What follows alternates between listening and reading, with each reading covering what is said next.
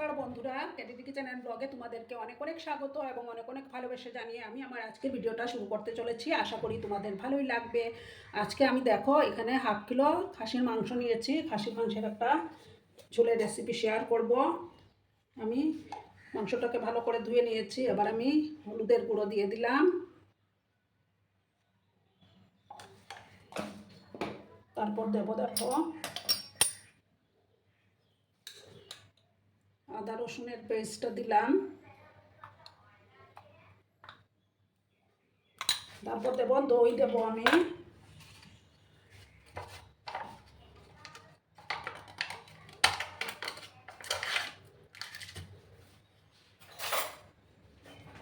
দেখো আমি টক দই দিয়ে দিলাম 2 চামচ,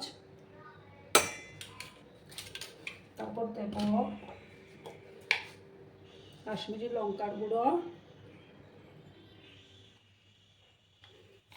এবার পরিমাণ মতো লবণটা দেব,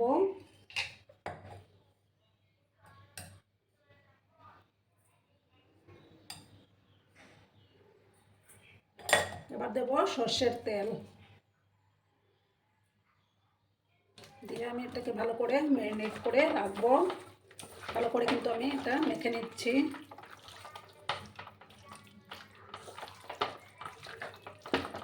তারপর আমি নেক্সট প্রসেসে যাব। এটা রাখার পর ভালো করে আমি মেখে নিলাম।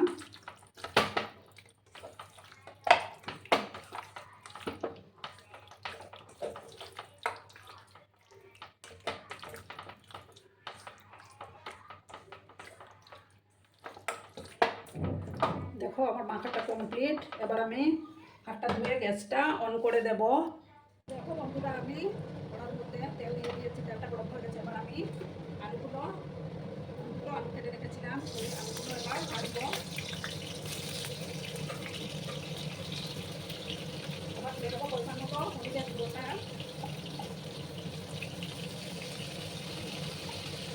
সামান্য একটু লবণও আমি অ্যাড করে দেবো।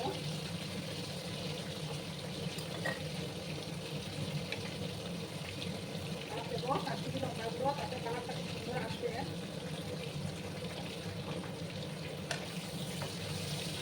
আলুগুলোকে আমি একটু লাল লাল করে ভেজে দেবো। আমার আজকের এই ভিডিওটি যদি তোমাদের ভালো লাগে তাহলে অবশ্যই লাইক, কমেন্ট, শেয়ার এবং সাবস্ক্রাইব করার অনুরোধ রইল। পুরোনো নতুন সব বন্ধুদের জানাই অনেক অনেক ভালোবাসা।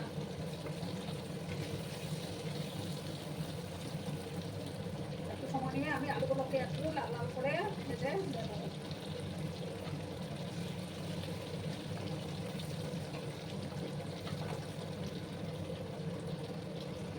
বন্ধুরা, ভিডিওটা একদম স্কিপ করো না, সম্পূর্ণ দেখার অনুরোধ রইল। একটু সময় নিয়ে আমি আলুগুলোকে ভেজে তুলে দেবো। দেখো বন্ধুরা, এবার আমি আবার একটু নাড়াচাড়া করে দিলাম। এগুলো আর বেশি ভাজবো না। আলুগুলোকে এবার আমি একটা পাত্রের মধ্যে তুলে দেবো।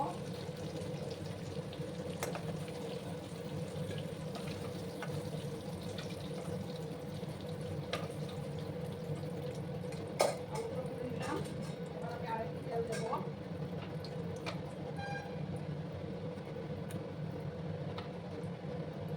আর একটু সর্ষের তেল দিলাম আমি। তেলটাকে ভালো করে গরম করে দেবো।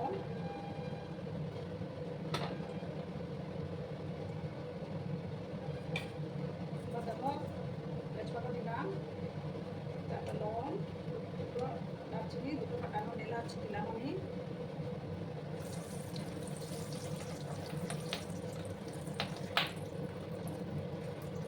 ফোড়নটাকে একটু সময় আমি ভাজবো।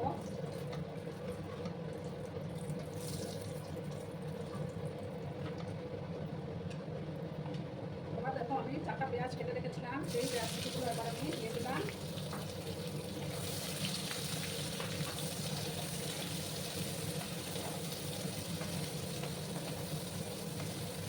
পেঁয়াজগুলোকে একটু গোল্ডেন ব্রাউন করে আমি ভেজে নেব।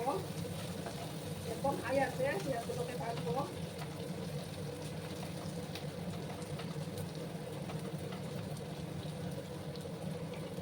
সময় নিয়ে আলুগুলোকে ভেজে নিতে হবে।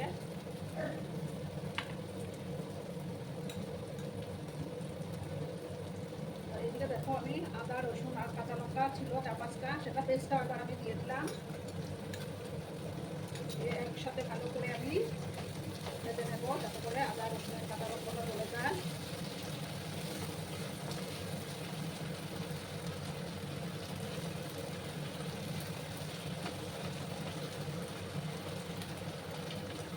একটু সময় নিয়ে আমি এগুলোকে পাতা করে নেব। পেঁয়াজটা আর রসুন আর বসে যাচ্ছে, এবার আমি এটাকে মশলাগুলো দেবো। দেবো 2 চামচ আমি ধনিয়া গুঁড়ো দেবো,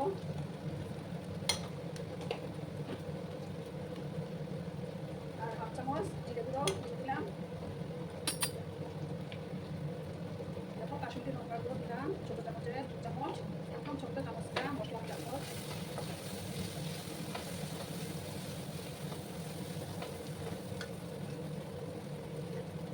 সামান্য একটু জল আমি অ্যাড করলাম, যাতে করে মশলাটা পুড়ে না যায়। তারপরে মশলাটাকে আমি কষিয়ে নেব। সামান্য একটু গোলমরিচের গুঁড়ো আমি দিলাম।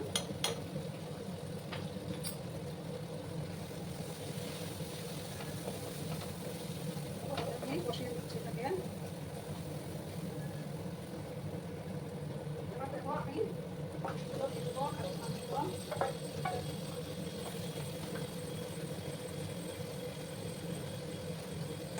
মাংসটা দিয়ে সামান্য জল আমি অ্যাড করলাম।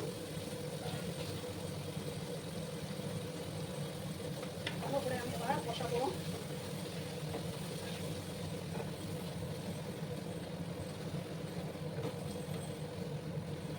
কতটা কত সুন্দর হয়েছে কালারটা, ভালো করে কষিয়ে নেব।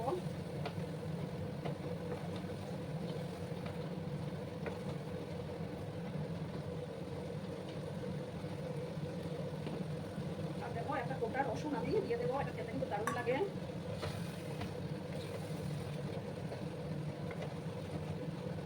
ভালো করে আমি এটাকে কষাবো প্রথমে।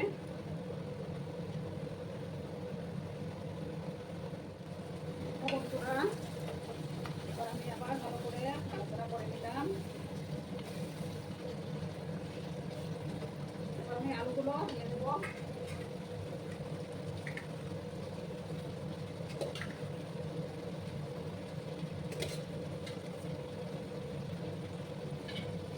ভালো করে আবার আমি মিক্স করে নিলাম। যত বেশি কষানো হবে ততই রান্নার টেস্টটা বেড়ে যাবে।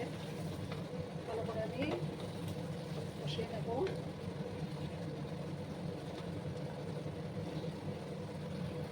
দেখো বন্ধুরা কালারটা কত সুন্দর হয়েছে।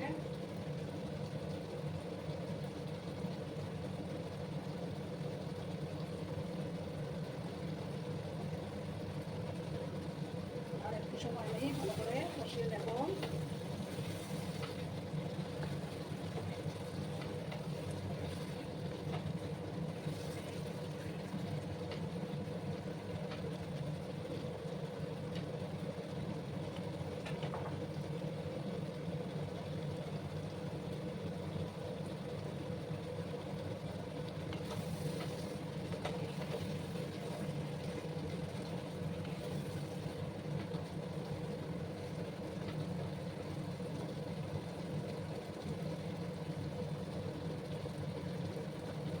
আর একটু সময় আমি এটাকে কষিয়ে নেব।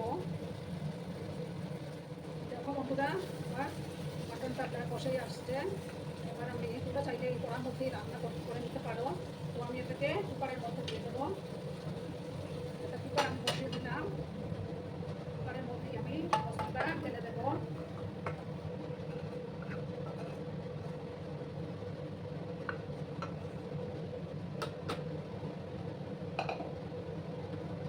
এবার আমি জলটা দিয়ে দেবো।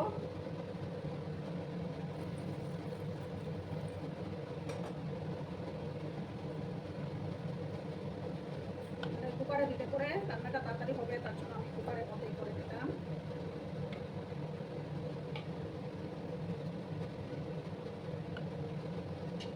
সামান্য আর একটু জল দিলাম। এবার আমি কুকারের ঢাকনাটা লাগিয়ে দেবো। তো বন্ধুরা 5টা সিটি দেওয়ার পর আমি এটা গ্যাসটা যাওয়ার পর আমি খুলে নিয়েছি কুকারটা। দেখো কত সুন্দর কালার এসছে। এবার আমি এটার মধ্যে গরম মশলা, শাহি গরম মশলা দেব।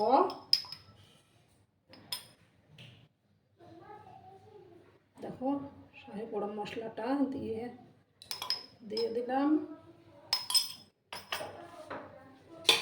ভালো করে আবার আমি মিক্স করে নিলাম।